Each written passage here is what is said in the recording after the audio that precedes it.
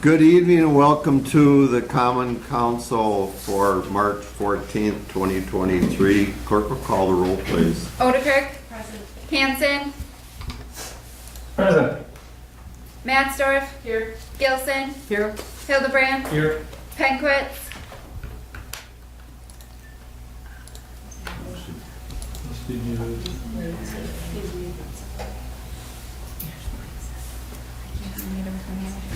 Mike, just a heads up, you're muted.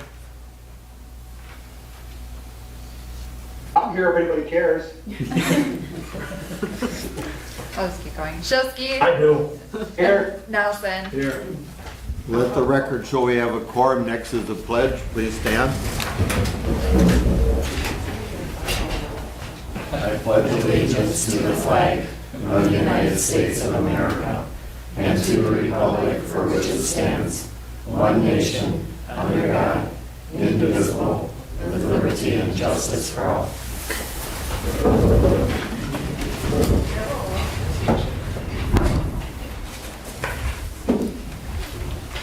Next item on the agenda is the consent agenda. The chair will entertain a motion. I'll move that we approve the consent agenda. Second, Gilson. We have a first and a second. Any discussion? Clerk will call the roll, please. Nelson. Yes. Hildebrand. Yes. Matsdorf. Yes. Penquitz. Odekirk. Yes. Hanson. Yes. Shilsky. Yes. And Gilson. Yes. Motion carried. Thank you. Moving on to item 4, this is where the audience is invited to make comments to the council. This is where we recognize you and you do the talking, we do the listening. Tonight, we have 3 people that signed up. We thank you in advance. And the first one is Charles Hanson. Thank you, Mayor. We don't do enough thank youing, is that a word? Thanking people about what they do, and I want to take this time to thank Attorney Fever. And Attorney Fever is a Plymouth High School graduate. When she came on, I really liked Attorney Damp, and Attorney Damp really was, I was very comfortable with him, enjoyed working with him, and I sat next to him. And then Attorney Fever came on, and she had to sit next to me, of course. But when a new person comes on, you don't know what to expect. You're kind of like, how's this person going to do? And Attorney Fever, I tell you what, you've done an excellent job. I've enjoyed working with you. I've enjoyed your communication and your calmness at times when I might be in a storm. And you're a great asset, Attorney Fever, to the city of Plymouth, and especially what you've helped me with, so I wanted to thank you. Thank you. Thank you. Next person that signed up is Jackie Potritz. Hello. I am a business owner in downtown Plymouth. I own Ali Shaw Boutique, and I'm also the president of the Plymouth Dam, which is the Downtown Arts and Merchants Association. And we kind of compiled this little letter because there are some things that we want you to know about our feelings towards the Downtown Design Strategy Committee. We're very appreciative that the Downtown Design Strategy Committee is working so hard to bring about changes that include new guidelines and regulations to better our downtown and the community. We are thankful. We are also concerned that the new guidelines appear to be a little overpowering. We understand that there are regulations that need to be in place to keep our downtown buildings and properties from becoming storage units and blight. But we feel that this should be approached with more of a let us suggest attitude instead of a you must do this attitude. Our downtown is praised over and over by tourists for its eclectic look and Mayberry feel, and we would hate to lose that. The dam would like to ask or request a organized meeting instead of an open house with the Downtown Design Strategy Committee before this is brought for approval in front of the Planning Commission and the Council to better understand their mission. Thank you. Thank you very much. Next person that signed up is Mary Christo. Mary? Good evening, everyone. I'm My business partner, Bank First, couldn't be here tonight, so they let me speak on their behalf. I'm the business owner of Crystal's Pet Supply downtown.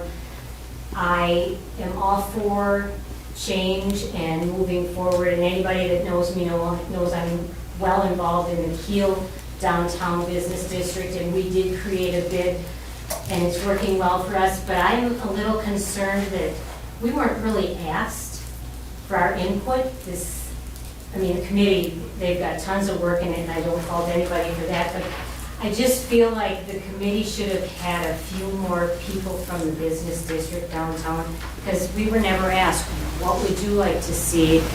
I'm all for a bid district as well, even though I don't pay property taxes, I indirectly will be paying them because it will filter down to me.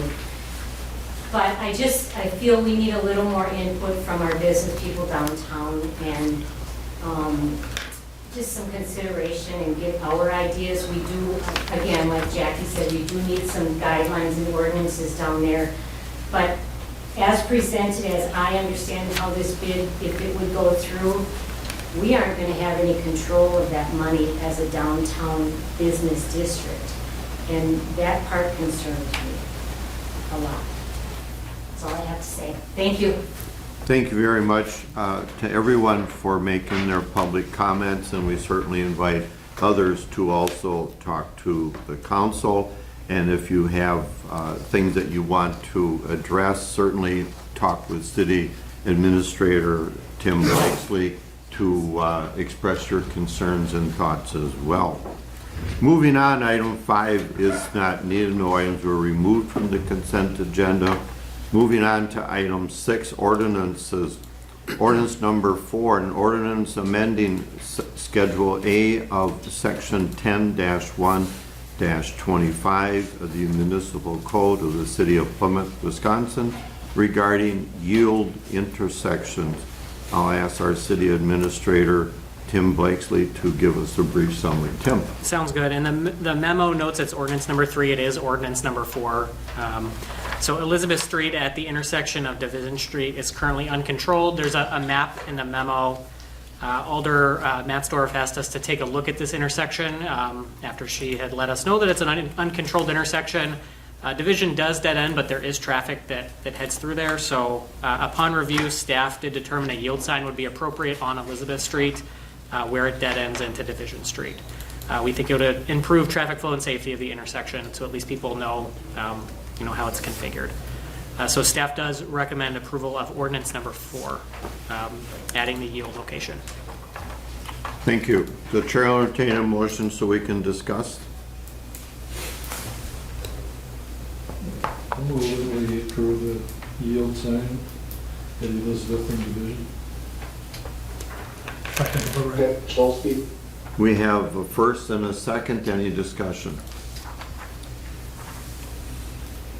Clerk will call the roll, please. Hanson, Yes. Matzdorf, Yes. Shilsky, Yes. Gilson, Yes. Nelson, Yes. Odekirk, Hildebrand. Yes. Motion carried. Thank you. Moving on to item 7, new business. Item A, second amendment to development agreement with Hillcrest Plymouth LLC and associated escrow agreement with Hillcrest Plymouth LLC and National Exchange Bank and Trust. City Administrator Tim Blakesley, give us a brief summary on that, please. Sure. So Hillcrest LLC is currently developing the Greystone Settlement subdivision in Plymouth. They entered into the development agreement in late 2018. So per that development agreement, the developer is required to maintain a letter of credit for the cost of improvements in the development. This is in case the letter is the developer is deficient in completing tasks for public improvements. At this time, the developer is deficient in the timeline to completing several tasks, and a lot of those are outlined in the development agreement. So the developer has requested, instead of a letter of credit, because that is coming due to be renewed, that the city hold an escrow, the money that would be available for us to pull via the letter of credit. And so that is permitted per city code. So we would be holding on to the money directly instead of the National Exchange Bank. In return for accommodating this request, staff worked with Crystal and Kathy to get our requirements that need to be completed in an amendment to the development agreement. So this includes a schedule for completing the remaining improvements, a stormwater management and maintenance agreement, and then there's another of miscellaneous items as outlined, piles of dirt that need to be completed. And Kathy can provide some additional details on the exact details, if needed, on what needs to be completed. So staff does recommend approval of this. It'll frame a timeline for these developments to be completed. We'll have the funds in our hand. If by that timeline they aren't completed, we will basically be able to use those funds to complete the work. Kathy, any other additions?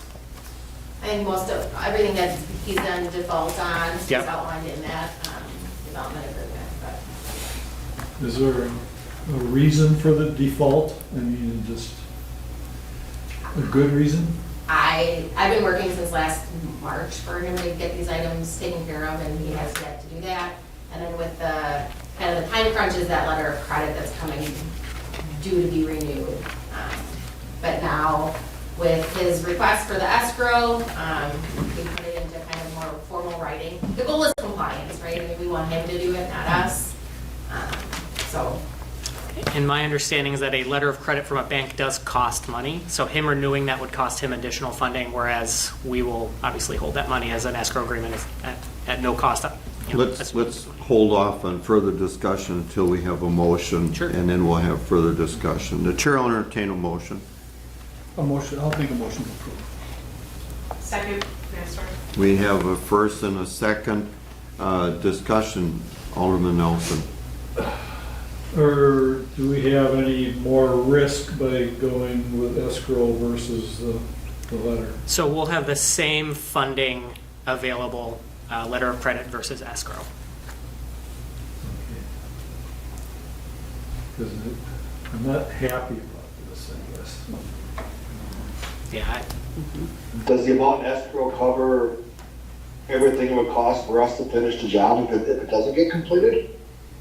It'll be close. I haven't gotten quotes yet, right? But it's $153,000. The big ticket is the final layer of asphalt needs to be placed, and he did provide a quote from Northeast Asphalt. And so that would definitely be covered. And then there's stormwater detention basin. He kind of roughed in the pond, but it's not finalized, so there's kind of a lot of grading work. Everything else is kind of just grading work that needs to be completed. So I mean, I'd be okay with us holding the money, I think, but after this, there's no more favors for this guy if he's that much of a problem. Do we have, I'll use the word clawback, do we have in the agreement any penalties for remedies if things are not done? I'm trying to be polite, but we obviously want it completed on a timely basis rather than when he has time to do it. And there's been some delays in the past. I want to prevent those. Crystal? go ahead. So our clawback is to draw on the letter of credit, which will now be going away, or to pull funds that are escrowed with the city. So that is our remedy, is to take the money that he's provided and use it to complete the work. The development agreement, so not the First Amendment or the Second Amendment, but the original, which is still intact as to this provision, does allow us to increase the amount of the financial guarantee if there are changed circumstances resulting from delays. So typically, we do reduce it based on the work that's been complete. We will release funds, but we also have the ability to request more if there's a delay and as a result costs have increased. So this escrow number will be deposited from National Exchange Bank within 3 days of the council's approval. So they have signed the escrow agreement. They will be transferring those funds to the city within 3 days. And then that's the amount we'll have, is the roughly 154, but it could go up. So I want the council to be aware of that. Any other comments? I have. Mayor? Alder Hanson, is that you? Okay. Yes, it is. Go ahead. A question I have is, will this affect future projects that he might want to do? I mean, will he have any recourse on future projects if he wants to work with the city? You know, I think the recourse would be the city would make sure any future development agreement has all the stipulations that make sure, you know, we're able to make sure all this stuff is done on time and we have an escrow or clawbacks included. So I think as we would just make sure our development, any future development agreement is kind of locked up and tight.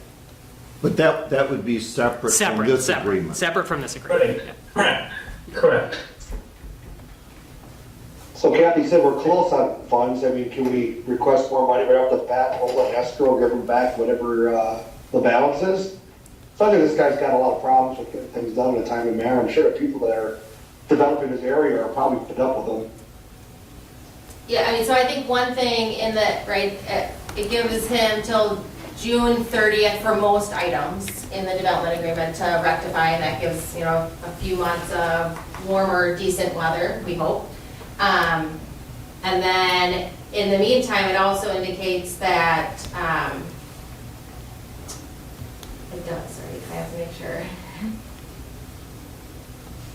that no building permits can be pulled in the meantime as well. So in order for him to build another single-family residence, he has to complete this work. That was my question too, That's so. kind of the holdup, right? So I think he'd want to sell lots and build homes, and then he needs to complete these items before that can take place. So we do have a continued working agreement to encourage completion. Correct. Yes, that's what this would do. Okay. Hey, Mayor Coleman, what are we specifically voting on then? What is the state? So it would be a motion to approve the second amendment to the development agreement with Hillcrest and the associated escrow agreement with Hillcrest and National Exchange Bank.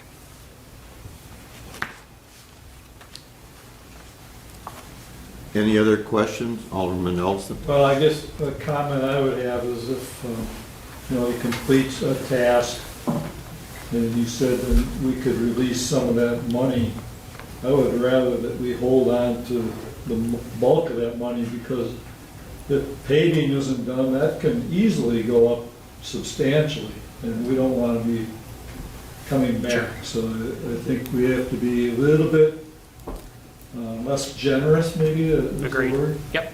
Is it possible, maybe a legal question, Attorney Fever, in a lot of projects that are done, there's always like a 10% retainer holdback, so that as portions of this are completed, part of, John, what you're saying is we'd be able to have a retainer on the completed projects as kind of a fallback and still move things along.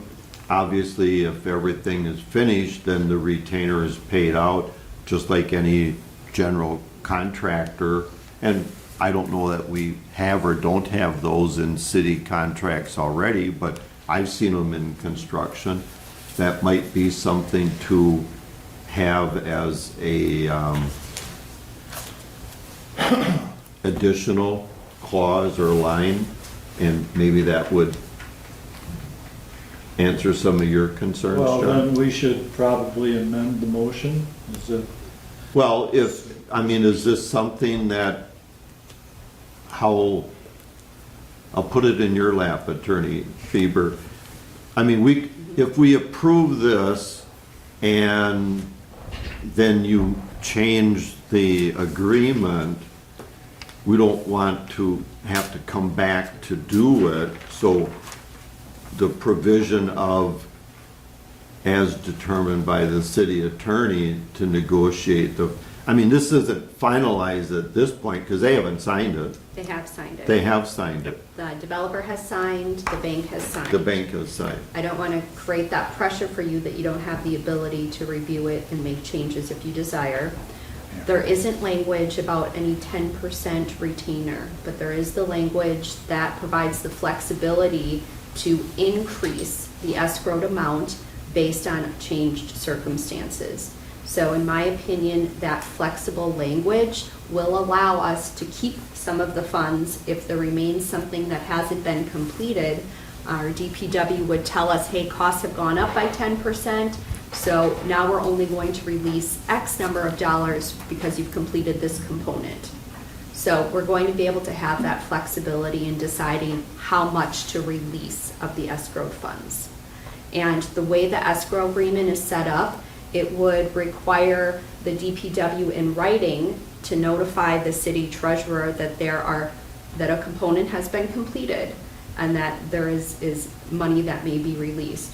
So, and then the converse is true, that if there's something that hasn't been completed, the DPW would need to notify the city treasurer in writing to obtain those funds to allow for the city to complete the work. Questions? Yeah, Great. I agree with John. I think we should hang on to it. I really do. Until the work is done. I mean, the guy's been given opportunities to finish the work, and it's just been lagged and lagged and lagged. And I think if we can hang on to that money, I think we should, until it's complete. You know, the hand was, was on his hands, and he could have completed it, could have been done. None of this could have been going on. And now it's on our hands. Now we control it, so. Comment? Do I understand Diane? that this is supposed to be completed by June 30th? Or did I hear wrong? Most of the items, yeah. There's a couple things that have different timelines, but for the majority, all the grading work, the paving, all needs to be completed by June 30th.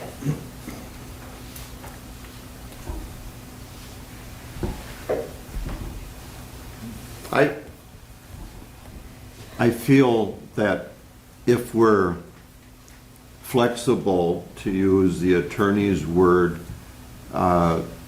in the agreement, it would satisfy me on the retainer part that I normally see in construction contracts and so on. It may not be our standard operating procedure, but I think having that provision of clawback gives us some flexibility. I don't know that if we want to hold all 153, it necessarily is going to guarantee any more than what we're trying to do with the flexible agreement. I think cooperation is a good thing. June 30th isn't that far off.